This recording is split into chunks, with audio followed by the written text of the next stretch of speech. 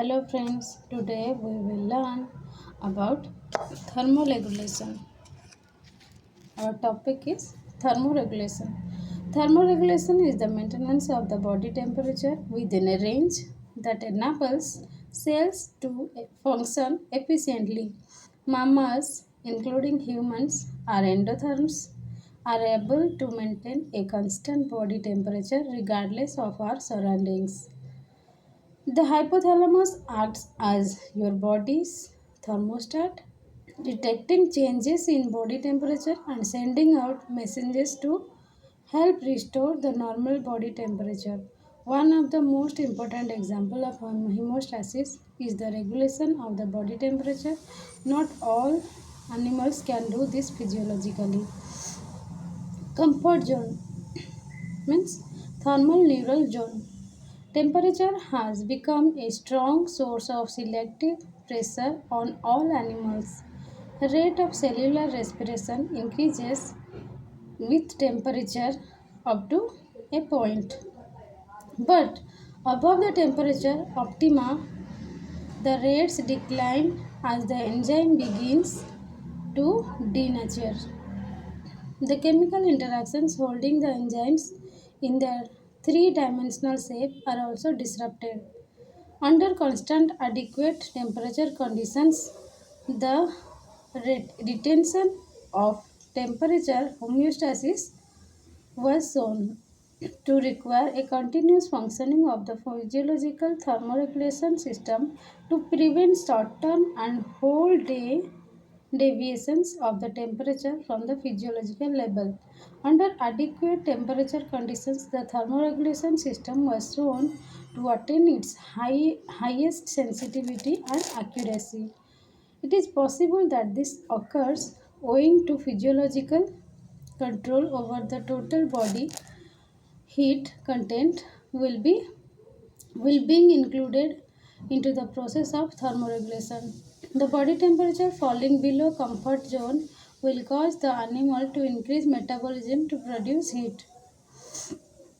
Let's know about body temperature regulation. Animals that maintain a fairly constant body temperature, that is, birds and mammals, are called endotherms, while those that have a variable body temperature are called ectotherms. Endotherms normally maintain their body temperatures at around 35 to 40 degrees centigrade, so are sometimes called warm blooded animals.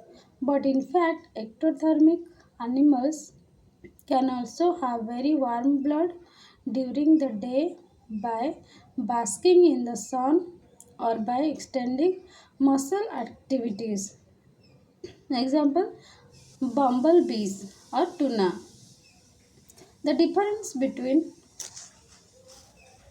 the two groups is thus that endothermic animals use internal corrective mechanisms whilst ectotherms use behavioral mechanisms. Such mechanisms can be very effective, particularly when coupled with internal mechanisms to ensure that the temperature of the blood going to vital organs is kept constant. We use both in humans. Body temperature is controlled by the thermoregulatory center in the hypothalamus. It receives input from two sets of thermoreceptors. Receptors in the hypothalamus itself monitor the temperature of the blood as it passes through the brain, and receptors in the skin monitor the external temperature. Both sets of information are needed so that the body can make appropriate adjustments. The thermoregulatory center sends impulse to several different effectors to adjust body temperature. Our first response to encountering hotter or colder condition is voluntary. If too hot, we may decide to take some clothes off or to move into the shade. If too cold, we put extra clothes on or turn the heating up. It is only when these responses are not enough that the thermoregulatory center is stimulated. This is part of the autonomic nervous system to the various responses are all involuntary. When we get too hot, the heat loss center is the in the hypothalamus is stimulated. When we get too cold, it is heat conservation center of the hypothalamus which is stimulated. Note that some of the response to low temperature actually generate heat, that is thermogenesis, while others just conserve heat. Similarly, some of the responses to cold actively cool the body down, while others just reduce heat production or transfer heat to the surface. The body thus has a range of responses available depending on the internal and external temperatures. The exact responses to high and low temperatures are as follows. Let's know about this temperature. First is effector smooth muscles in arterioles in the skin. Response to its response is low temperature means muscles contract causing vasoconstriction. Less heat is less heat is carried from the core to the surface of the body. Maintaining core temperature, extremities can turn blue and feel cold and can even be damaged. And its response to high temperature is muscles relax causing vasodilation. More heat is carried from the core to the surface where it is lost by convection and radiation. Skin turns red. Now come to sweat gland. Its effect on response to low temperature is no sweat produced and no sweat produced, and response to high temperature is glands secrete sweat onto surface of skin where it evaporates. Since water has a high latent heat of evaporation, it takes heat from the body. High humidity and tight clothing made of man-made fibers reduce the ability of the sweat to evaporate and so make us uncomfortable in hot weather. Transpiration from trees has a dramatic cooling effect on the surrounding air temperature. Now come to erector pili muscles in skin, that is attached to the skin hairs. Response to low temperature is muscles contract, raising skin hairs and trapping an insulating layer of still warm air next to the skin. Not very effective in humans, just causing goosebumps. Response to high temperature is muscles relax, lowering the skin hairs and allowing air. Now come to skeletal muscles. Response to low temperature is severing muscles contract and relax repeatedly, generating heat by friction and from metabolic reactions. And response to high temperature is no severing. Adrenal and thyroid glands. Glands secrete adrenaline and thyroxine respectively, which increases the metabolic rate in different tissues, especially the liver, so generating heat. Now, response to high temperature is glands stop secreting adrenaline and thyroxine. Now, come to behavior. Response to low temperature is curling up, huddling, finding shelter, putting on more clothes. And response to high temperature is stretching out, finding shade, swimming, removing clothes. That's it. Now, the thermoregulatory center normally maintains a set point of 37.5 plus or minus 0.5 degrees centigrade in most mammals. However, the set point can be altered in special circumstances. First is, let's know fever. In fever, chemicals called pyrogens released by white blood cells raise the set point of the thermoregulatory center, causing the whole body temperature to increase by 2 to 3 degrees centigrade. This helps to kill bacteria, inhibits viruses, and explains why you severe even though you are hot. Now come to hibernation. Some mammals release hormones that reduce their set point to around 5 degrees centigrade while they hibernate.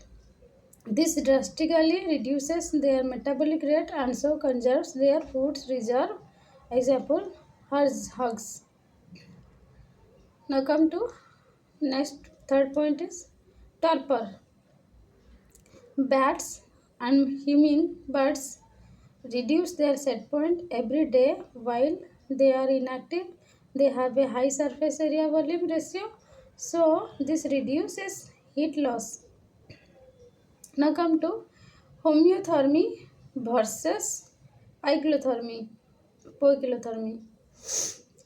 Homeothermy and poikilothermy refers to how stable an organism's temperature is, and most endothermic organisms are homeothermic, like mammals.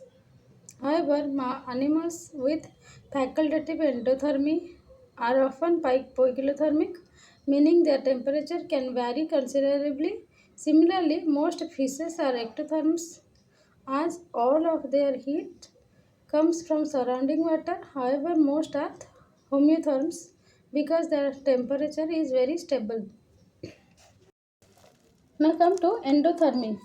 An endotherm is an animal that regulates its own body temperature, typically by keeping it at a constant level.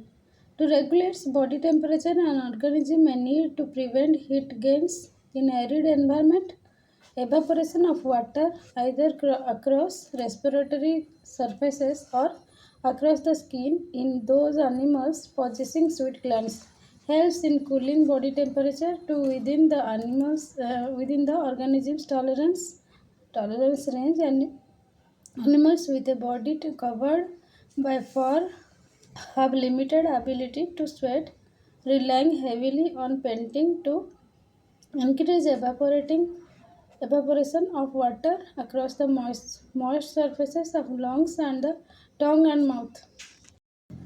Birds also avoid overheating by angular loitering, flapping the wings near singular skin, that is throat skin, similar to painting in mammals.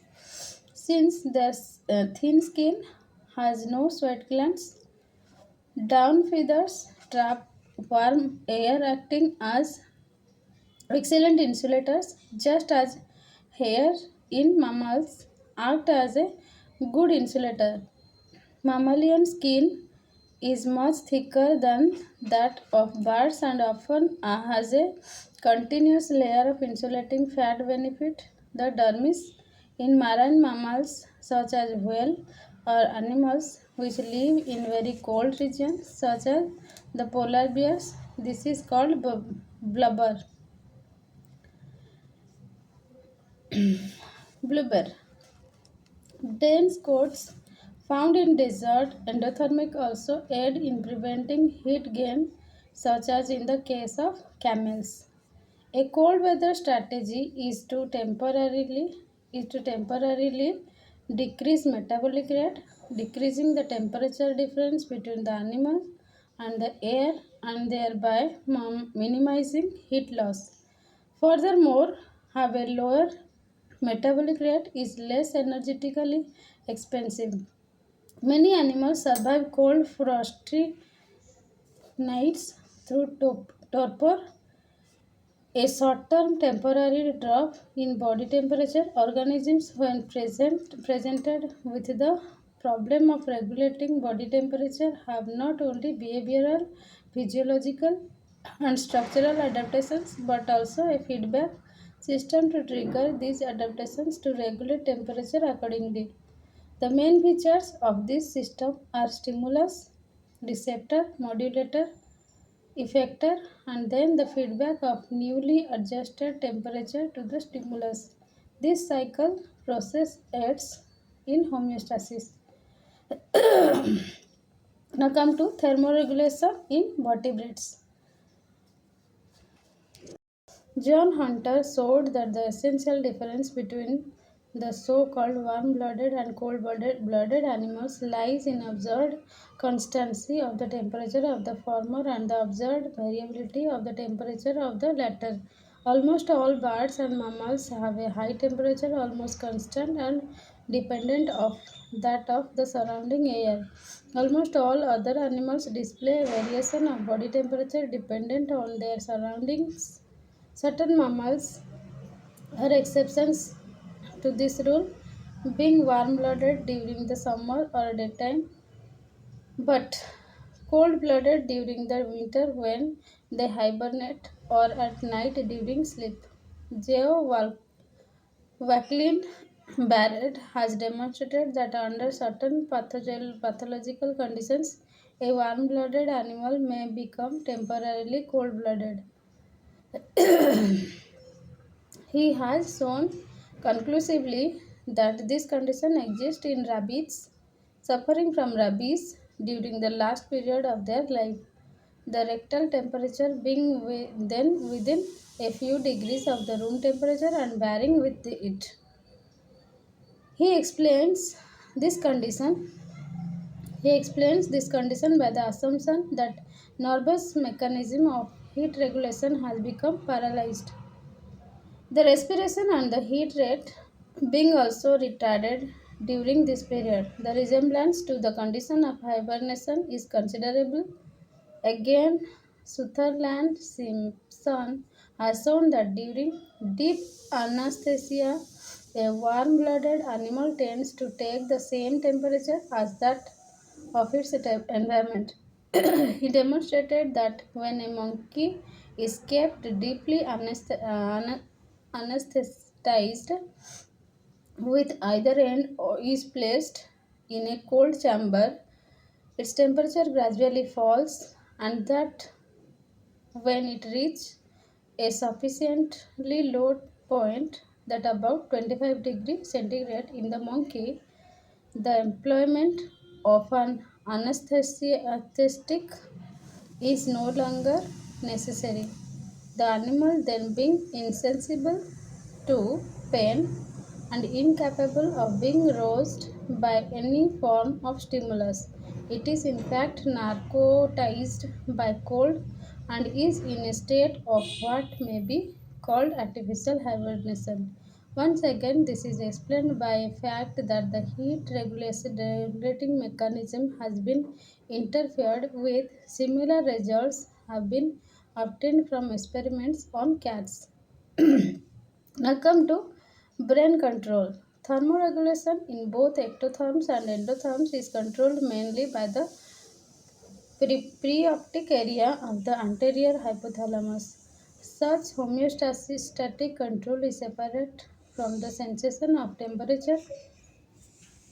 Thermoregulation in birds and mammals. In cold environment, birds and mammals employ the adaptation and strategies to minimize heat loss. Using small smooth muscles which are attached to feather or hair shaft, this non-severing thermogenesis distort the surface of the skin as the feather hair shaft is made more erect. Thank you.